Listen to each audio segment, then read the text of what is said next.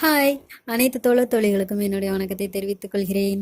எனக்கு தெரிஞ்ச சமையல்ல இன்னைக்கு நம்ம பார்க்க போகிறது ஒரு சூப்பரான ஒரு ரெசிபி. என்னென்னா முட்டை உருளைக்கிழங்கு குழம்பு. இது ரொம்ப வித்தியாசமானது. நீங்கள் லாஸ்ட் வரைக்கும் பாருங்கள். அதுக்கு முன்னாடி இந்த சேனலை நீங்கள் சப்ஸ்கிரைப் பண்ணாமல் இருந்தீங்கன்னா நீங்கள் சப்ஸ்கிரைப் பண்ணுங்கள். இப்போ இன்க்ரீடியன்ஸ் என்னன்ட்டு நோட் பண்ணுங்கள். அது மாத்திரம் இல்லை, டிஸ்கிரிப்ஷன் பாக்ஸ்லேயும் கொடுத்து நான் இன்றைக்கி மண் சட்டியில் தான் செய்ய போகிறேன். அதுக்கு ஒரு முடி தேங்காவை துருவி வச்சுருக்கேன். அதையும் நம்ம போட்டு நல்லா வறுத்துடலாம். ஃபஸ்ட்டு நீங்கள் எண்ணெய்லாம் ஊற்ற வேண்டாம். இந்த மாதிரி லைட்டாக ஃப்ரை பண்ணிக்கோங்க. 2-3 வாட்டி கிண்டி போட்டுட்டு அடுத்தது நீங்கள் எண்ணெய் ஊற்றிக்கோங்க. கொஞ்சமாக எண்ணெய் ஊற்றிக்கோங்க.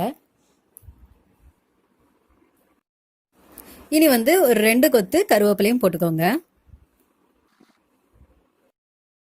இந்த அளவுக்கு வறுபட்ட பிறகு நம்ம கறி மசாலா சேர்க்கணும்.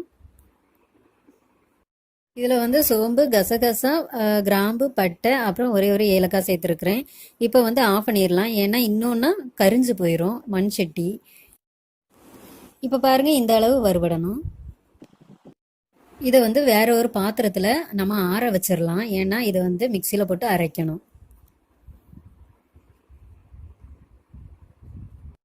இப்போ அதே சட்டியில் கொஞ்சம் எண்ணெய் ஊற்றிக்கோங்க. அப்புறம் ஒரு 150 கிராம் வெங்காயம், சின்ன வெங்காயம் பெரிய வெங்காயமே எடுத்துக்கலாம்.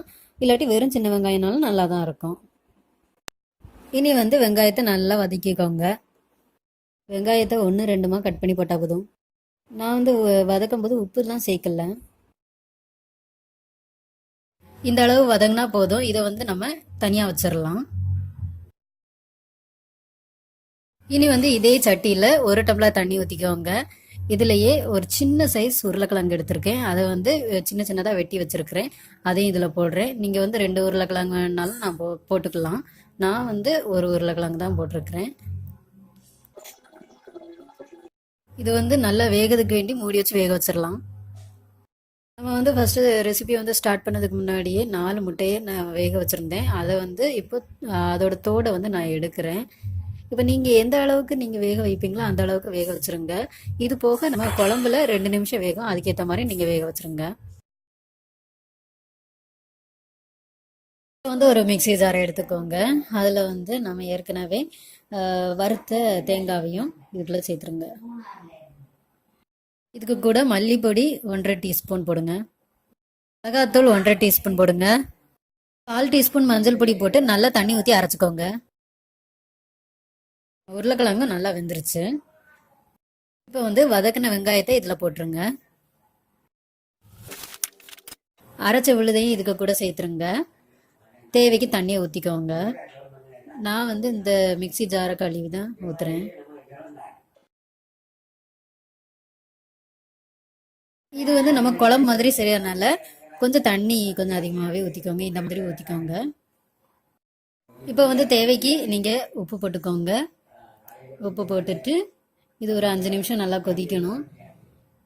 அதனால் கொஞ்சம் நான் மூடி வச்சு கொஞ்சம் நேரம் வேக வைக்க போகிறேன்.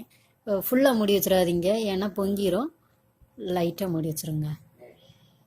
இதே மாதிரி. இப்போ பாருங்கள், அழகாக வெந்துருச்சு. குழம்பு சூப்பராக இருக்குது. இப்போ இந்த அவிச்ச முட்டையை இதில் போட்டுட்டு ஒரு 2 நிமிஷம் சிம்லேயே வச்சு வேக விட்டுருங்க.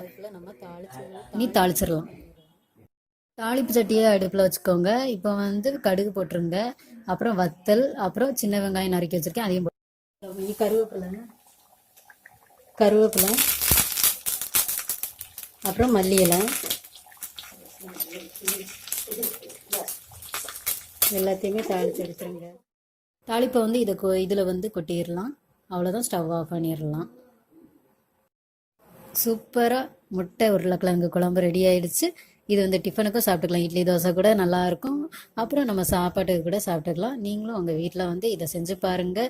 செஞ்சு பார்த்துட்டு நீங்கள் கமெண்டில் சொல்லுங்கள் எப்படி இருந்ததுன்னு. அப்புறம் இந்த சேனலை இது வரைக்கும் நீங்கள் சப்ஸ்கிரைப் பண்ணாமல் இருந்தீங்கன்னா நீங்கள் சப்ஸ்கிரைப் பண்ணி எனக்கு சப்போர்ட் பண்ணுங்கள். இனி அடுத்த ஒரு சூப்பரான ஒரு வீடியோவில் நான் சந்திக்கிறேன். தேங்க்யூ.